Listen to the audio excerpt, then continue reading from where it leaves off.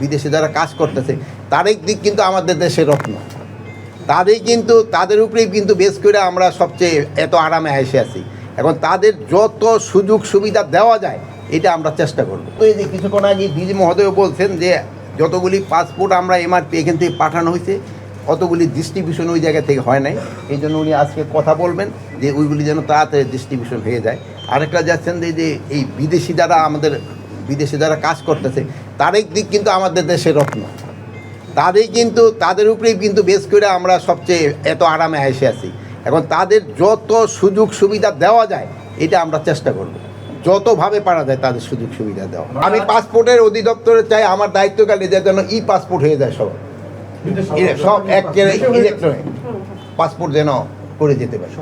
শুনেন, এক সময় চিন্তা করছিলাম যে ইডেই উঠাই দিব, ওই যে পুলিশ ভেরিফিকেশন শুধু আমরা কার্ডের উপরেই দিব, যেহেতু পুলিশ ভেরিফিকেশনের ক্ষেত্রেও কিন্তু জনগণে একটু ইসে থাকে, কী বলে হ্যারাসমেন্ট হয়, যে পাইতে দেরি হয়, এই হয় সেই হয়, প্লাস পুলিশের সংখ্যা অনেক সময় কম।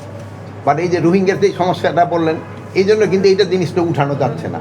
বাট এটা আগে যে পরিমাণ ছিল এখন কিন্তু ওইটা নাই।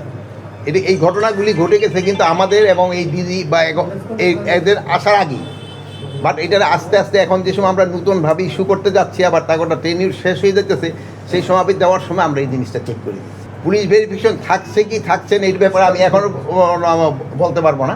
বাট যদি দেখা যায় যে শুধু আমাদের আইডি কার্ডে দিয়ে পারা যায় তাহলে হয়তো আমরা পুলিশ ভেরিফিকেশন তো উঠাই দিব, যেহেতু আইডি কার্ডও তো আমাদের মন্ত্রণালয়তে আসতেছে।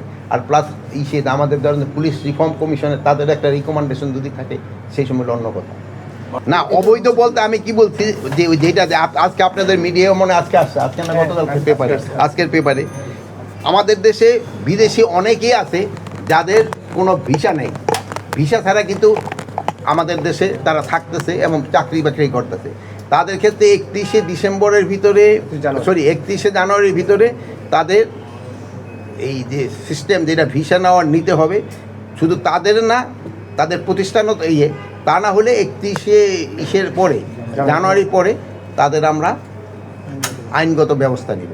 আর এখনও যারা ধরেন যে যারা ভিসা ব্যতীত যারা আছে তারা যদি ধরা পড়ে তারা আমরা বিদেশে পাঠাই দেব। বিদেশ থেকে প্রিয়জনকে উপহার পাঠান প্রবাসী শপের মাধ্যমে। যোগাযোগ করুন স্ক্রিনে দেওয়া নম্বরে।